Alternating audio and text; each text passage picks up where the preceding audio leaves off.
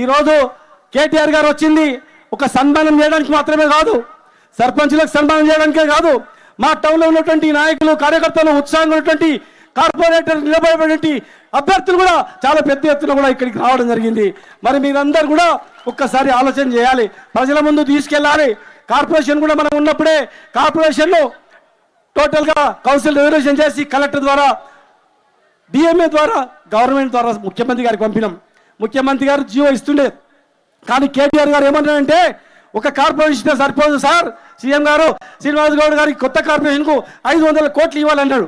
అప్పుడు కేసీఆర్ గారు ఏమన్నా అంటే ఎలక్షన్ అయిన తర్వాత జీవోతో అప్పుడు 500 కోట్లు ఇస్తా, ఎలక్షన్ ముందర నీకు 500 కోట్లు ఇస్తే మళ్ళీ అందరూ అడుగుతారు, అవసరం ఉన్నా అవసరం లేకున్నా నాయకులకు అలవాటు ఉంటుంది, ఆయనకి ఇచ్చినావు నాకు అంటారు.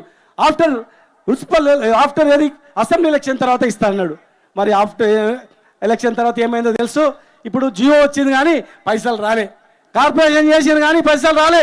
ఇలా ఇంత పనులు అవుతున్నామంటే ఆ రోజు కేటీఆర్ గారు దూరదృష్టి చూసి అర్బన్ డెవలప్మెంట్ అథారిటీ కావాలని నేను లక్ష్మారెడ్డి గారు ఆల వెంకటేశ్వర రెడ్డి గారు అడిగితే వెంటనే ఇది మంచి నిర్ణయం తీసుకున్నారని చెప్పి అర్బన్ డెవలప్మెంట్ అథారిటీ ఇచ్చిండు. ఆ ముఠా ఇచ్చినందుకు ఆ పైసలు ఇలా జమ అవుతున్నాయి, రిజిస్ట్రేషన్ నుంచి గవర్నమెంట్ కోకుండా జమ అవుతున్నాయి. ఆ పైసలతో గ్రామాల్లో ఈ బిల్డింగ్ ఆ బిల్డింగ్ అని చెప్పి కడతా ఉన్నారు. అది లేకపోతే లేదు, వీళ్ళకు విజన్ లేదు.